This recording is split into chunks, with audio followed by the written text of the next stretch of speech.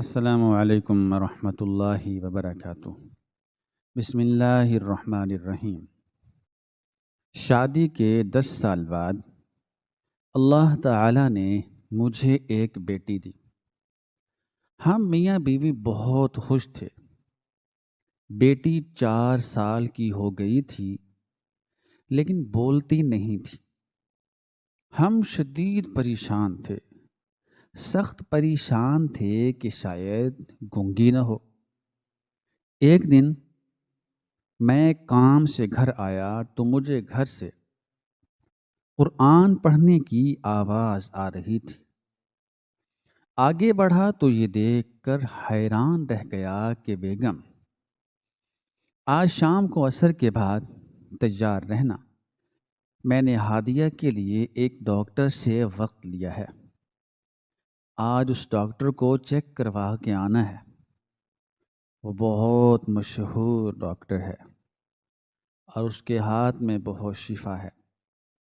میں نے اپنی بیگم کو فون کر کے جب یہ کہا تو کہنے لگی ٹھیک ہے، میں تیار رہوں گی، آپ بھی وقت سے آ جائیے گا، کیونکہ آپ کو پتہ ہے کہ پھر اس ڈاکٹر کے پاس رش بہت ہوتا ہے اور اگر ہم ذرا سا بھی لیٹ ہو گئے تو بہت انتظار کرنا پڑے گا اور پھر ہادیہ پریشان ہوگی اور تنگ کرے گی۔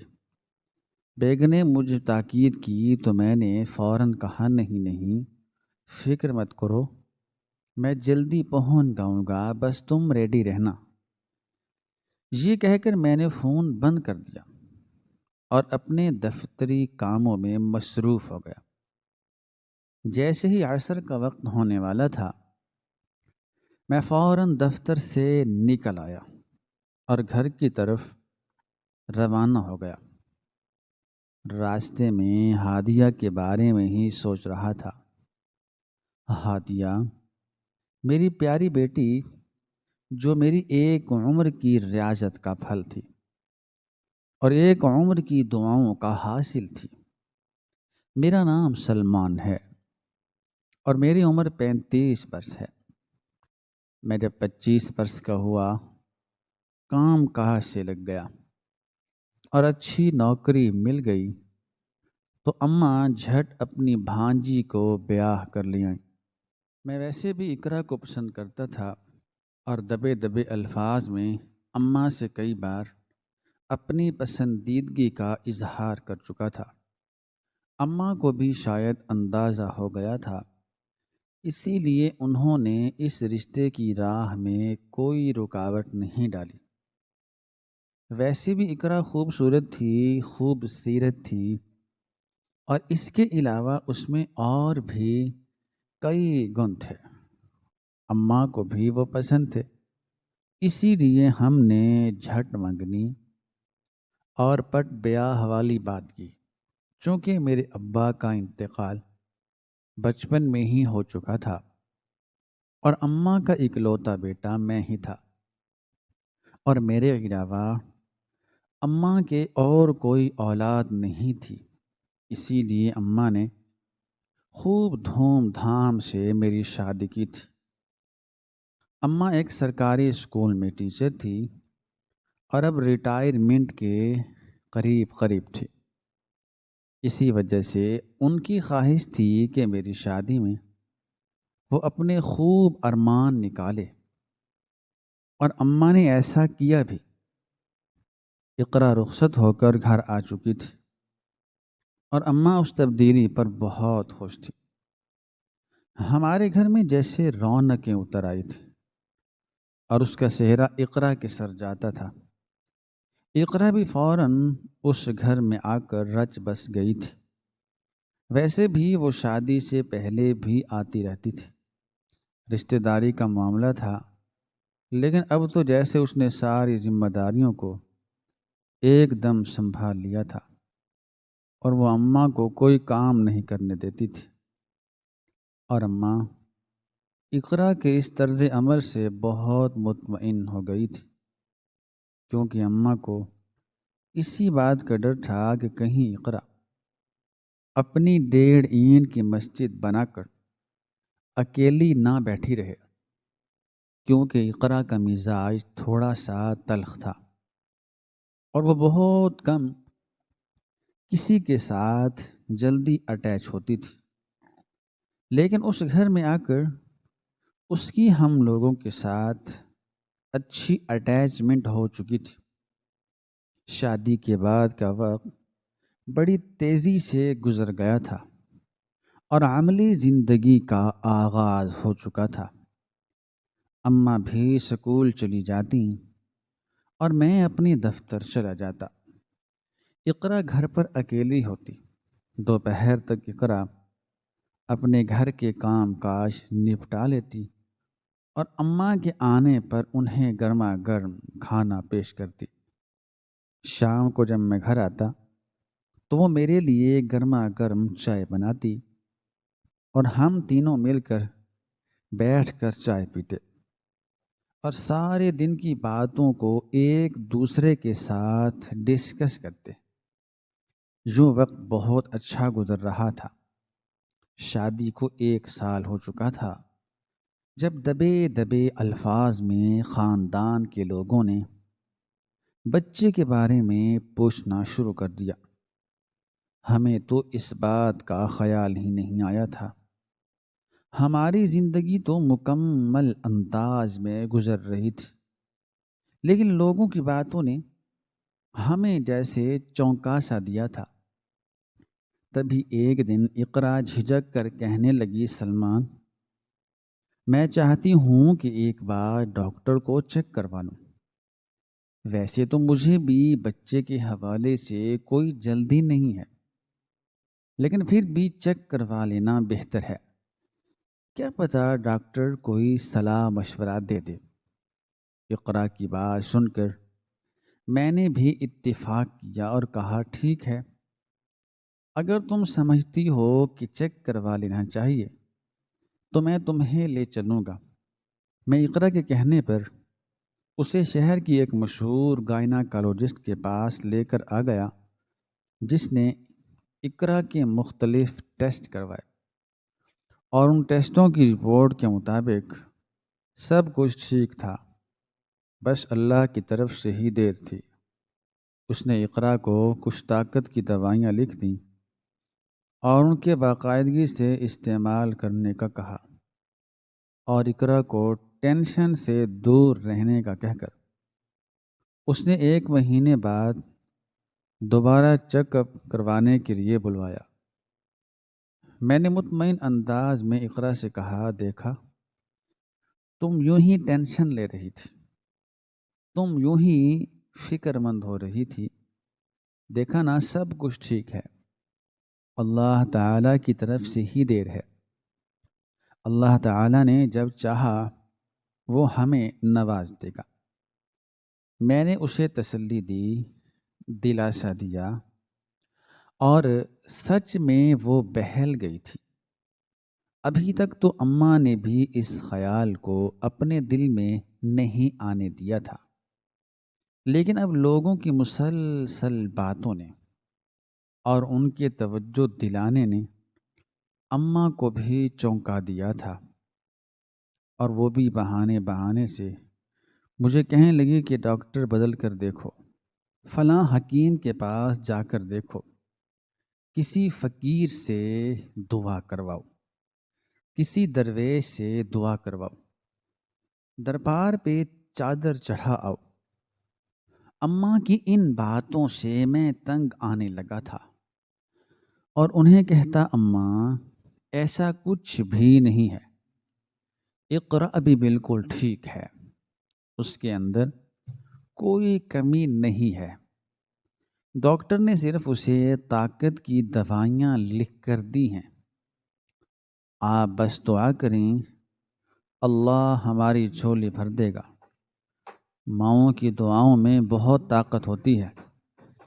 اماں اٹھتے بیٹھتے میرے لیے دعا کرتی رہتی، لیکن نہ جانے کیا بات تھی، اللہ کو شاید ہماری آزمائش منظور تھی یا پھر ہمارے صبر کا پیمانہ دیکھنا تھا کہ مسلسل 10 سال گزر چکے تھے، ہمارے اولاد نہیں ہو پائی تھی۔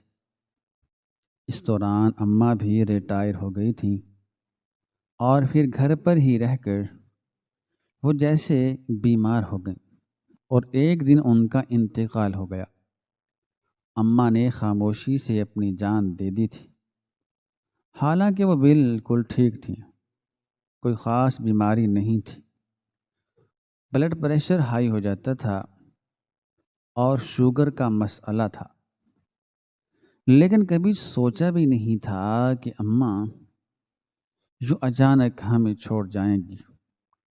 میرے اور اقرا کے لیے تو جیسے یہ دنیا اندھیر ہو گئی تھی۔ ہمارا گھر ایک دم خالی ہو گیا تھا۔ اب اس خالی گھر میں ہم دو میاں بیوی ہی رہتے تھے، اور اب تو ہمیں بچوں کی کمی بہت زیادہ محسوس ہونے لگی تھی، کیونکہ شادی کو 7 برس ہو چکے تھے، لیکن ابھی تک اولاد نہیں ہوئی تھی۔ اسی طرح وقت گزرتا گیا اور شادی کو 10 سال ہو چکے تھے۔ ہم دونوں میاں بیوی تو مایوس ہو گئے تھے۔ اقرا تو اولاد کے معاملے میں نفسیاتی ہوتی جا رہی تھی۔ وہ خاندان میں کہیں پر بھی آنا جانا چھوڑ چکی تھی۔ باہر نکلنا اس نے بہت کم کر دیا تھا، کیونکہ لوگ اس سے سوال کرتے، بچے کے بارے میں پوچھتے اور اپنے مختلف مشوروں سے نوازتے۔ اقرا خاموشی سے ان کی شکل دیکھتی رہتی اور پھر گھر آ کر رونا شروع کر دیتی۔ میں اسے بہت سمجھاتا، لیکن وہ عورت تھی، سنبھل نہیں پاتی تھی۔ اس کا یہی کہنا تھا کہ ہمیں اللہ ایک اولاد دے دے، چاہے وہ بیٹی ہی کیوں نہ ہو، تاکہ لوگوں کی زبانیں بند ہو جائیں۔ لیکن لوگ پھر بھی باز نہیں آتے تھے، اور ہم کس کس کی زبان کو روک سکتے تھے۔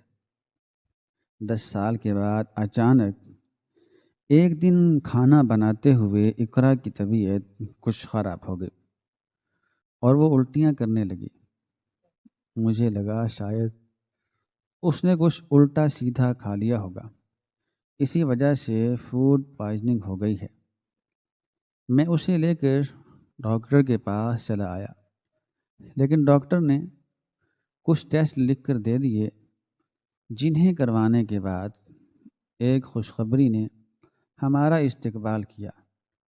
اقرا امید سے تھی اور بہت جلد ہمارے آنگن میں ایک پھول کھلنے والا تھا۔ ہم دونوں میاں بیوی بہت بے یقینی کی حالت میں اس رپورٹ کو دیکھ رہے تھے جو ڈاکٹر کی طرف سے جاری کی گئی تھی۔ اپنی آنکھوں پر ہمیں یقین ہی نہیں آ رہا تھا۔ ڈاکٹر نے ہماری بے یقینی کو محسوس کر کے کہا، بالکل مسز سلمان، یہ آپ کی ہی رپورٹ ہے، اور آپ بہت خوش قسمت ہیں کہ اللہ تعالیٰ نے 10 سال کے بعد آپ کی سن لی۔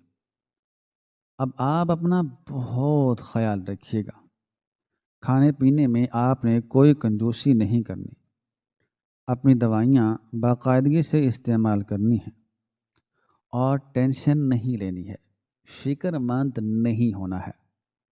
ہر مہینے باقاعدگی سے آ کر مجھے چیک کروانا ہے۔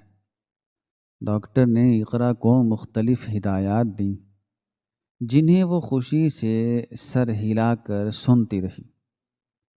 وہ دن ہماری زندگی کا سب سے قیمتی اور خوشگوار دن تھا۔ اس دن ہم دونوں بہت خوش تھے اور اماں کو یاد کر کے روتے بھی رہے تھے۔ کاش اماں زندہ ہوتی تو اس خوشی کی خبر کو سن کر وہ کتنا خوش ہوتی۔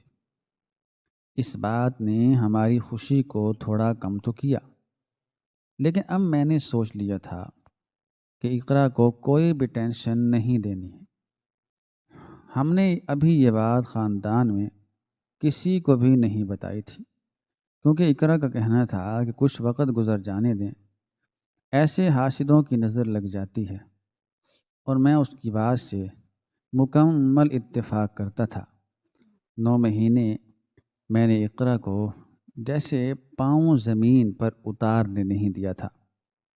اس کے لیے مستقل ایک ملازمہ کا بندوبست کر دیا تھا جو ہر وقت اس کے ساتھ رہتی تھی۔ اس کے علاوہ میں خود بھی دفتر سے ہر آدھے گھنٹے بعد فون کر کے اس کی خیر خبر معلوم کرتا تھا، اور شام کو بھی جلدی گھر آ جاتا تھا۔ کھانا بنانے کے لیے میں نے ایک ملازمہ رکھتی تھی جو گھر کے کام بھی کرتی تھی اور کھانے کا انتظام بھی کرتی تھی۔ وہ روز کھانا پکا کر چلی جاتی تھی۔ الغرض میں اپنی اولاد کے معاملے میں بہت زیادہ حساس ہو چکا تھا اور چاہتا تھا کہ یہ بچہ خیر و عافیت سے اس دنیا میں آئے۔ ہر مہینے ڈاکٹر کو چیک کروانا اور اس کے علاوہ اس کی ہدایات پر مکمل طور پر عمل کرنا میں نے اپنا معمول بنا دیا تھا، اور اقرا کو بھی اس معاملے میں کوئی کوتاہی نہیں کرنے دیتا تھا۔ یوں 9 مہینے کے ایک صبر آزما انتظار کے بعد ہمارے گھر میں ایک خوبصورت بچی نے جنم لیا۔ ہادیہ ہماری زندگی میں بہار کا ایک ایسا جھونکا ثابت ہوئی جس نے ہماری پوری زندگی کو مہکا کر رکھ دیا۔ ننھے منھے ہاتھوں کو تھام کر میں شدت سے رو پڑا تھا۔ ماں کی بہت یاد آئی تھی اور اللہ کے حضور بے اختیار سجدہ شکر ادا کیا تھا۔ اللہ نے میری زندگی میں یہ دن نصیب فرمایا کہ آج میں ایک بیٹی کا باپ بن گیا۔ ہادیہ کا نام میں نے رکھا تھا اور اقرا کو بھی یہ نام بہت پسند آیا تھا۔ ہادیہ ہماری زندگی کا محور بن گئی تھی، اور ہم دونوں میاں بیوی اسے دیکھ دیکھ کر جیتے تھے۔ وقت گزر رہا تھا اور ہادیہ اب بڑی ہو رہی تھی۔ وہ ایک صحت مند اور خوبصورت بچی تھی۔ اس کی آنکھیں بہت گہری اور چمک والی تھی۔ ہادیہ 1 سال کی ہو گئی تھی، لیکن ابھی تک اس نے کوئی بھی لفظ نہیں بولا تھا، بلکہ وہ ابھی بھی اوں آں کرتی رہتی تھی۔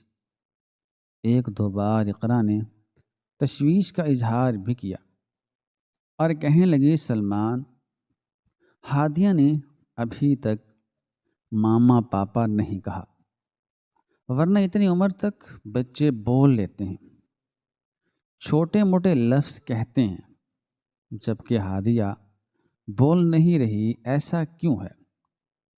اقرا کی تشویش کو میں نے چٹکیوں میں اڑا دیا اور بولا، ارے تم فکر مت کرو، اس معاملے میں زیادہ فکر مند ہونے کی ضرورت نہیں، وہ بالکل ٹھیک ہے۔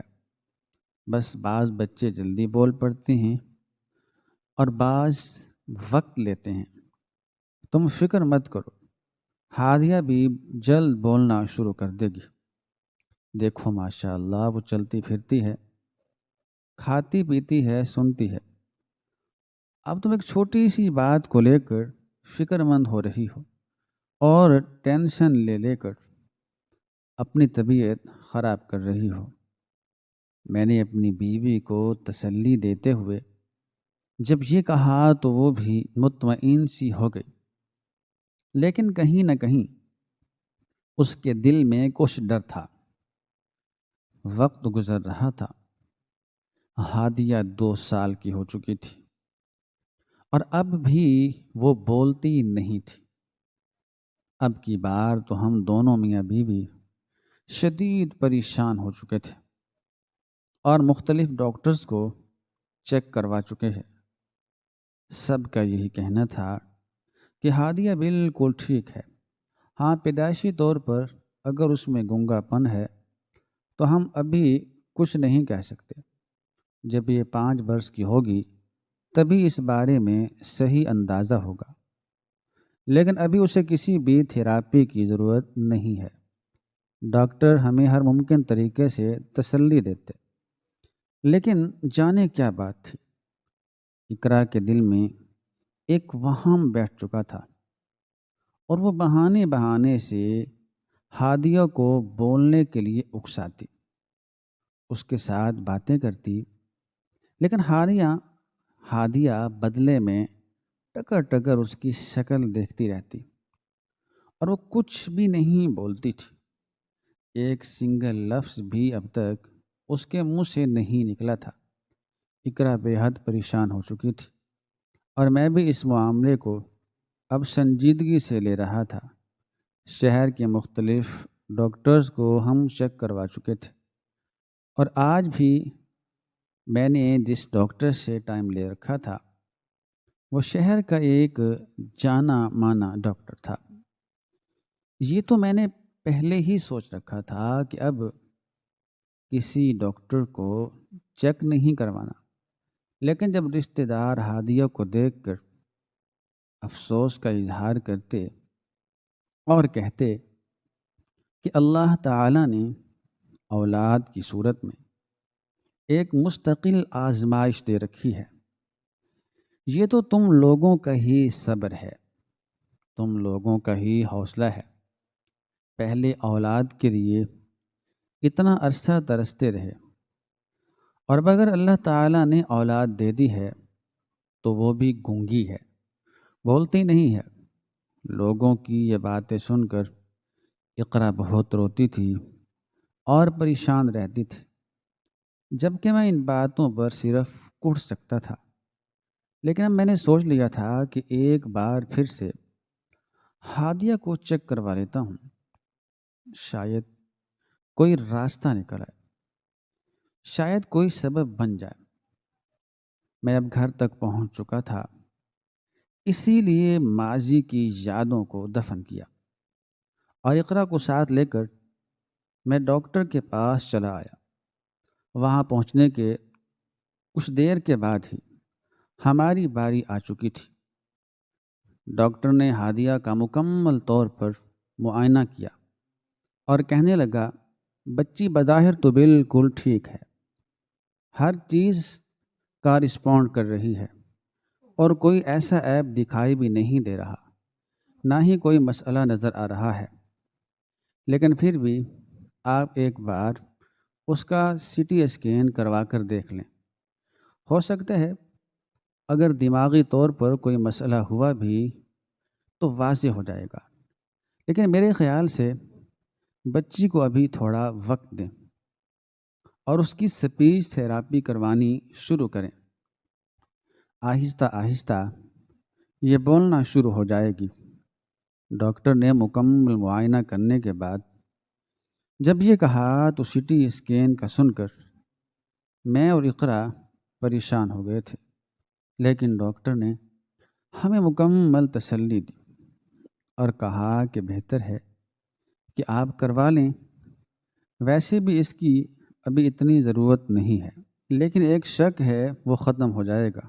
ڈاکٹر کے کہنے پر ہم نے سر ہلا دیا اور پریشانی کے عالم میں دونوں میاں بیوی وہاں سے جب نکلے تو اقرا گاڑی میں بیٹھتے ہی رونے لگی تھی، کہنے لگی، سلمان، اللہ تعالیٰ نے یہ کیسی آزمائش، یہ کیسا امتحان ہمارے اوپر اتارا ہے۔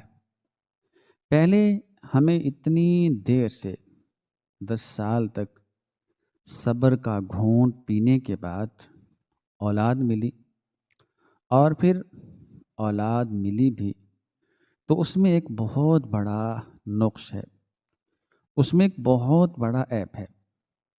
اب ہادیہ کیسے ٹھیک ہوگی؟ کیا یہ ٹھیک بھی ہوگی کہ نہیں؟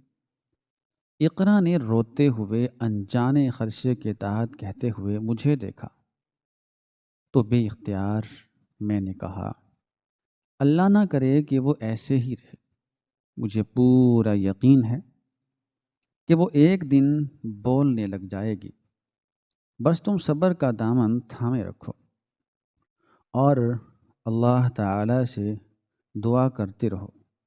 تم ماں ہو، تمہاری دعا ضرور قبول ہوگی، اور مجھے پورا یقین ہے کہ ہادیہ ایک دن بولنے لگ جائے گی۔ میں نے ہادیہ کی طرف دیکھتے ہوئے اسے کہا، ہادیہ اس وقت بھی ہماری باتوں سے بے نیاز باہر کے مناظر میں کھوئی ہوئی تھی، جبکہ میرے دل پر ایک بھاری بوجھ آن پڑا تھا۔ میں خود بھی اس کی حالت سے پریشان تھا، لیکن جانتا تھا کہ اللہ تعالیٰ ضرور ہماری دعا سنے گا۔ ہم اتنے بھی گناہ گار نہیں کہ اللہ تعالیٰ ہمیں مسلسل آزمائش میں رکھے۔ میں نے دل ہی دل میں اللہ تعالیٰ سے دعا کی اور سی ٹی اسکین کے لیے پتہ کرنے کے لیے ہادیہ کا سی ٹی اسکین کروایا۔ ہمیں رپورٹ 24 گھنٹوں کے بعد ملنا تھی، اور یہ 24 گھنٹے ہم دونوں میاں بیوی کے اوپر ایک بھاری بوجھ بن کر گزر رہے تھے۔ 24 گھنٹوں کے بعد جب رپورٹ آئی تو شکر ہے کہ وہ رپورٹ بالکل ٹھیک تھی۔ ہم دونوں میاں بیوی کی جان میں جان آئی، لیکن اب سوال یہ تھا کہ اگر سی ٹی اسکین کی رپورٹ بھی ٹھیک ہے تو پھر ہادیہ بول کیوں نہیں رہی؟ اب تک اس نے بولنا شروع کیوں نہیں کیا؟ لیکن اس سوال کا جواب ڈاکٹر کے پاس بھی نہیں تھا۔ اس نے آخر کار ہمیں یہی کہا کہ آپ کچھ وقت انتظار کریں، بچی کو تھوڑا اور بڑا ہونے دیں، شاید تب تک یہ بہتر ہو جائے۔ ابھی یہ صرف 2 سال کی ہے، اور اس وقت ہم اس بچی کے اوپر مختلف تجربات نہیں کر سکتے۔ جب تک بچی خود اپنے آپ کو بولنے پر مائل نہیں کرے گی، ہم اسے بلوا نہیں سکتے، ڈاکٹر نے صاف صاف کہہ دیا تھا۔ تبھی میں اور اقرا دل پر بھاری بوجھ لیے اس کے کلینک سے نکلے تھے۔ میں نے سوچ لیا تھا کہ اب کسی ڈاکٹر کے پاس نہیں جانا اور نہ ہی کسی کو چیک کروانا ہے، اب بس دعا کرنی ہے، اور مجھے پوری امید تھی کہ اللہ تعالیٰ ایک دن ہادیہ کی قوت گویائی واپس لوٹا دے گا۔ وقت گزر رہا تھا، ہادیہ کی حالت اب بھی ویسی ہی تھی، اور اقرا اس کی وجہ سے ذہنی ٹینشن لے لے کر بیمار ہو جاتی تھی، اور میں اقرا اور ہادیہ دونوں کی وجہ سے پریشان ہو کر ٹینشن لیتا رہتا تھا۔ لیکن میرے دل میں ایک یقین تھا، وہ یقین یہ تھا کہ ایک دن ہادیہ ضرور بولے گی۔ یوں تو وہ بہت ذہین بچی تھی اور ہر وقت کسی نہ کسی تخلیقی سرگرمیوں میں مصروف رہتی تھی، اور چھوٹی سی عمر میں بھی اس کی تخلیقی سرگرمیاں بہت اچھی تھی۔ وہ ڈرائنگ بہت اچھی کرنے لگ گئی تھی، اور اس کے علاوہ سارا دن کتابیں کھول کر بیٹھی رہتی تھی۔ لیکن آج تک ہم نے کبھی اس کی آواز نہیں سنی تھی، اس لیے ہمیں نہیں خبر کہ وہ کیا پڑھتی تھی۔ اپنے طور پر اقرا اسے پڑھانے بیٹھ جاتی تھی، لیکن صرف خود ہی پڑھا کر اٹھ جاتی تھی۔ ہادیہ کی تو آواز ہی نہیں آتی تھی۔ ایسے میں اقرا کو اپنے آنسوؤں پر کنٹرول کرنا مشکل ہو جاتا تھا۔ وقت گزرتا جا رہا تھا۔ ہادیہ اب 4 سال کی ہونے والی تھی، اور اقرا چاہتی تھی کہ اس بار ہادیہ کی سالگرہ خوب دھوم دھام سے منائی جائے۔ وہ آج کل انہی تیاریوں میں مشغول تھی، کیونکہ وہ چاہتی تھی کہ جو اتنے عرصے سے ٹینشن چل رہی ہے اور گھر کا ماحول جو بہت بوجھل سا رہتا ہے، ہادیہ کی سالگرہ کی بدولت اس میں کافی بہتری آئے گی۔ میں بھی چاہتا تھا کہ اب یہ سوگواریت ختم ہو۔ اگر ہادیہ بول نہیں رہی، گفتگو نہیں کر رہی، زبان نہیں ہلا رہی، تو ہمیں اس بات پر رب کریم کا شکر ادا کرنا چاہیے کہ کم سے کم وہ ہمارے درمیان موجود ضرور ہے۔ اللہ نے ہمیں کھیلنے کے لیے ایک کھلونا ضرور دیا ہوا ہے۔ ہادیہ کی سالگرہ کی تیاری کے لیے اقرا نے بہت اہتمام کیا ہوا تھا، اور میں بھی اس حوالے سے خوش تھا کہ اقرا نے اپنے لیے کوئی مصروفیت ڈھونڈی ہوئی ہے۔ ابھی ہادیہ کی سالگرہ میں 2 دن باقی تھے، جب ایک دن اپنی طبیعت خرابی کے باعث میں دفتر سے جلدی اٹھایا اور گھر کے لیے نکل آیا۔ اس وقت میرے سر میں شدید درد ہو رہا تھا۔ یوں تو اقرا نے سارے خاندان کو سالگرہ پر انوائٹ کر دیا تھا اور اس کی تیاریاں فائنل مرحلے میں داخل ہو چکی تھی، لیکن نہ جانے کیا بات تھی، میرا دل ابھی بھی اداس اور پریشان سا تھا، اور شاید ہادیہ کی ٹینشن لے کر ہی میری طبیعت ڈاؤن ہو گئی تھی۔ اسی لیے آج جب سر درد شدت اختیار کر گیا تھا، بہت سخت سر درد ہوا تھا، تو میں بھی دفتر سے اٹھ گیا، بلکہ گھر کے لیے نکل آیا۔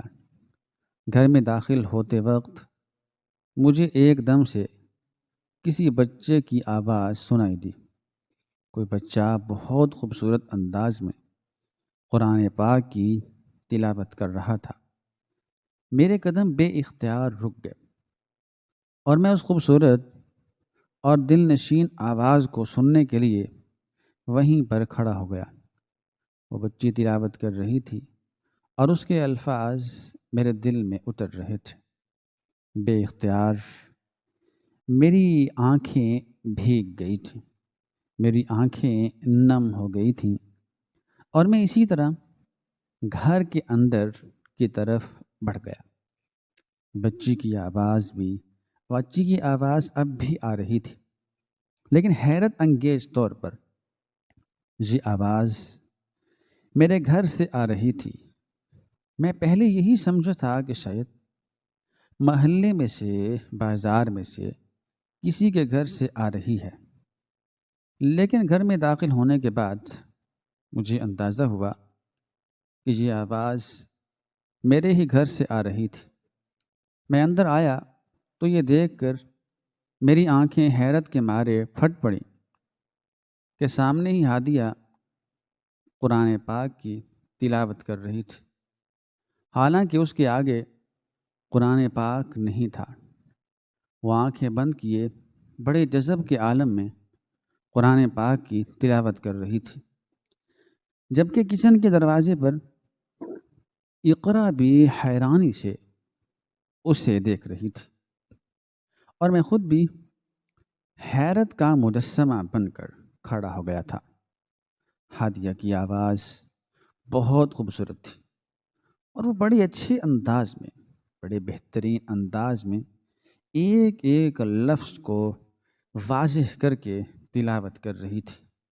میں نے اور اقرا نے ایک دوسرے کی طرف دیکھا۔ ابھی تک ہمیں سمجھ نہیں آئی تھی کہ یہ کیسے ممکن ہوا، جبکہ ہادیہ نے جیسے ہی تلاوت ختم کی اور آنکھیں کھولی تو وہ ہم دونوں کو دیکھ کر مسکرا دی۔ وہ 4 سال کی بچی تھی، لیکن اس وقت یوں لگ رہا تھا جیسے وہ بہت بڑی ہو گئی ہو۔ میں ایک دم آگے بڑھا اور اسے اپنی باہوں میں تھام دیا۔ ہادیہ، تم قرآن پاک کیسے پڑھ رہی تھی، جبکہ تم تو بولتی بھی نہیں؟ میری بات سن کر وہ کھلکھلا دی اور کہنے لگی، میں حافظ قرآن ہوں، مجھے سارا قرآن آتا ہے، اللہ تعالیٰ نے مجھے سارا قرآن یاد کروا دیا ہے۔ ہادیہ کی یہ بات ہمارے دل میں عجیب سا وسوسہ پیدا کر گئی تھی۔ میں نے اقرا کی طرف دیکھا اور قدرے سنبھل کر ہادیہ سے پوچھا، کیا واقعی تمہیں سارا قرآن آتا ہے؟ میری بات سن کر ہادیہ نے جھٹ ہاں میں سر ہلایا اور پھر میں نے اقرا کو قرآن پاک لانے کا کہا۔ وہ قرآن پاک لے کر آئی تو میں نے ایک سورت پڑھ کر ہادیہ کو سنائی اور کہا کہ مجھے یہ سورت تلاوت کر کے سناؤ، اور ہادیہ نے اسی طرح جذب کے عالم میں آنکھیں بند کر کے مجھے وہ سورت دوبارہ سنائی۔ میں بے حد حیران رہ گیا تھا۔ وہ سچ کہہ رہی تھی، اسے سارا قرآن پاک آتا تھا۔ شاید اللہ تعالی نے اسے پیدائشی طور پر حافظ قرآن بنا کر بھیجا تھا، اور اتنے سال اگر وہ نہیں بولی تھی تو اس کے پیچھے بھی اللہ کی کوئی مصلحت تھی۔ اس وقت میرے گھر میں دوہری خوشیاں اتر آئی تھیں، ایک ہادیہ کے بولنے کی خوشی اور دوسری اس کے حافظ قرآن ہونے کی خوشی۔ ہم دونوں میاں بیوی بے حد خوش ہو گئے تھے، اور 2 دن کے بعد جب ہادیہ کی سالگرہ تھی تو اس نے اپنی سالگرہ کی تقریب کا آغاز قرآن پاک کی تلاوت سے کیا۔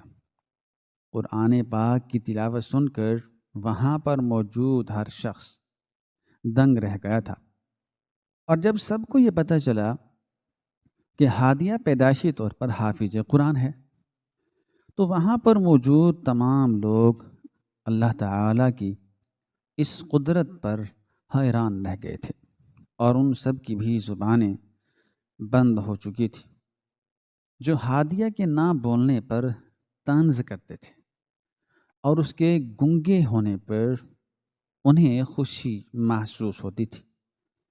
کسی کو اس بات پر یقین نہیں آ رہا تھا، لیکن سچ تو یہی تھا، اور سچ کو بھلا کون جھٹلا سکتا ہے؟